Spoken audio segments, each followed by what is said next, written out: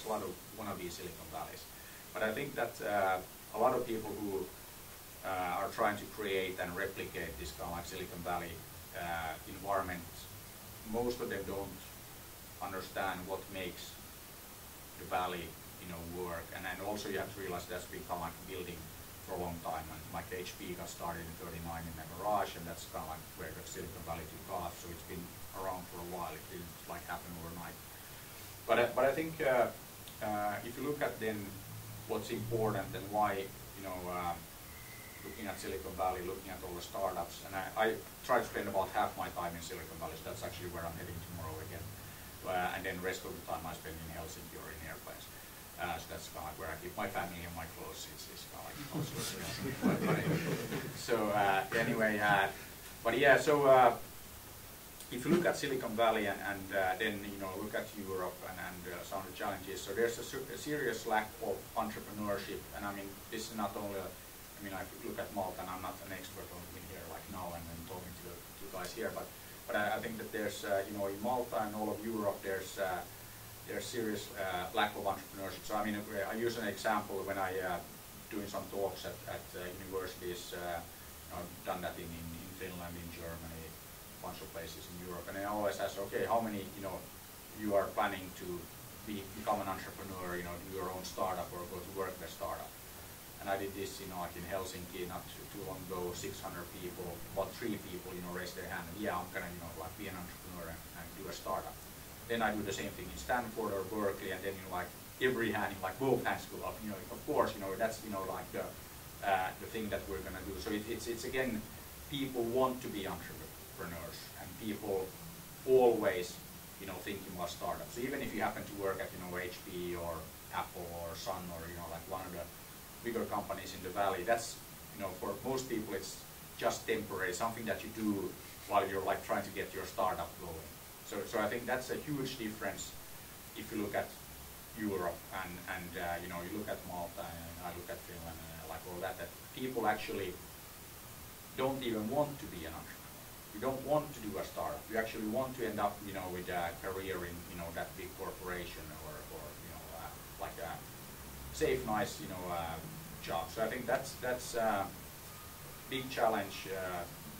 Is really how do we create an environment where people want to be entrepreneurs. And then we get back to this role model thing that I was talking about. Okay, as a part of the world, Silicon Valley is just like reasonably good role model when we talk about entrepreneurship.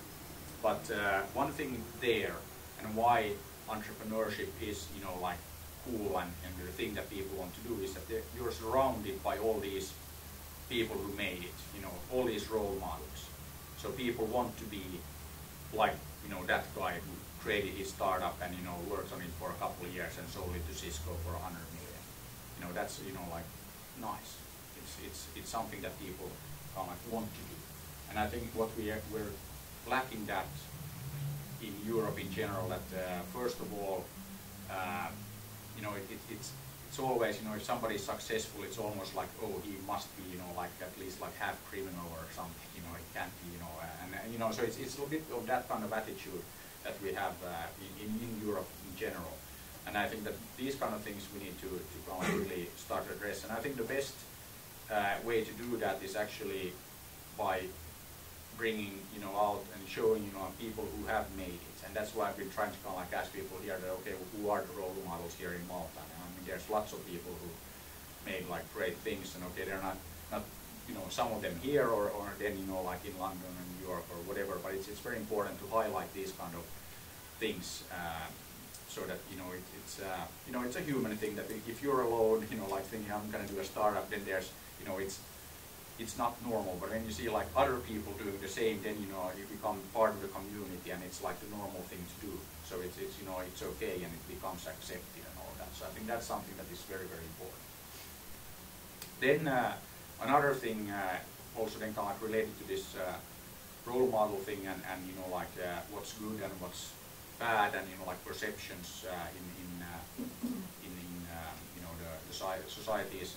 One thing again, I think European thing, and I'm sure it's true here in Malta as well, that it's not okay to fail. So one reason why people don't do startups is that, okay, you might fail, and that's like bad, because that's almost like game over, you know, her life gone, and you know, I can't do anything. So then it's completely the opposite in Silicon Valley. So I mean, if you're doing a startup and you're raising, you know, capital from you know, local VC community, it's actually great if you fail. You have a bigger chance of raising capital if you failed before, because that means that you already learned your lesson using somebody else's money. So you know, went through that training, and it's like great. So you know, yeah, of course I'll invest in this guy because he already failed, so he's not going to do it again, or at least not the same, you know, in the same way. So you know, that's one of these things that it's completely the opposite. It's a good thing if you fail, because then you can then you'll just like keep at it, and you know, eventually you'll succeed. So I think that is also one thing that we need to change. If I look at, you know, across Europe, it's always this this thing that there's huge like stigma attached to failing, and that's, you know, it's I think that it's again like it's okay to fail. And of course, it's not okay if you know, like, do the same mistake time after time, but at least you know same thing that you can make a mistake, but don't make the same mistake, you know, like twice, because then, you know, probably not too smart. But anyway, so I think that's one thing that is also holding entrepreneurship back. So that's really something that huge contrast, and there's kind of like has to look at the differences between the Valley and like Europe and Malta. Okay, I'm not an expert on Malta, obviously, but nobody has kind of like interrupted me so far, so I guess I'm not like totally off the mark. So anyway, but as I said, you know, feel free to kind of like disagree or interrupt at any time. So okay, so those are some of the things that I see as kind of like big differences. So always, you know, one thing you can always come up with, you know, lots of excuses, you know, why it's so difficult, you know, in Finland or Malta or like anywhere. And I think that it's most of the kind of like the problems, you know, like just like take a mirror and look in it, and mirror is always a good tool, you know, to finding, you know, like problems. But anyway, so you know, it's mostly I think about kind of like the attitude towards entrepreneurship. That's where most of the problems are. There's no shortage of ideas or anything, but it's really kind of like getting people in the mindset of actually, okay, becoming an entrepreneur, doing a startup, starting something, and that, you know, making that kind of like acceptable in society as large, and it's kind of like the okay and right thing to do. So I think that's something that's very, very important. And then another thing that okay, well, as a HP, we actually, because we're doing this Bazaar program, and then people didn't really understand what we're doing, so we wrote a book about it, and you know, included a bunch of learning, and we tried to distill them into rules. And I think one rules and one thing that is very important is this that you know, don't think,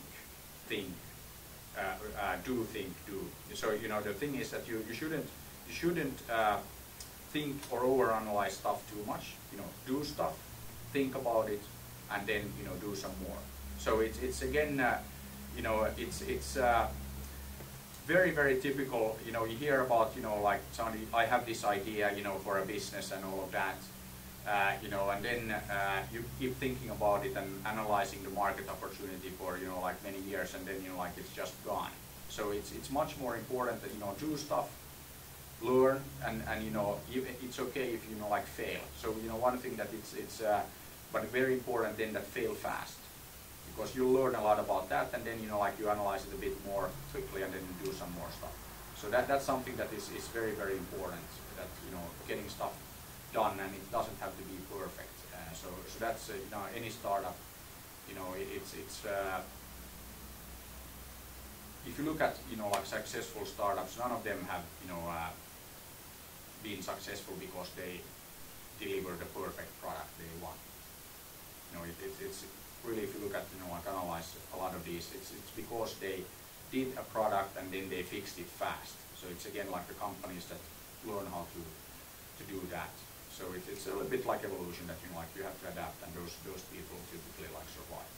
So that's a very important lesson as well.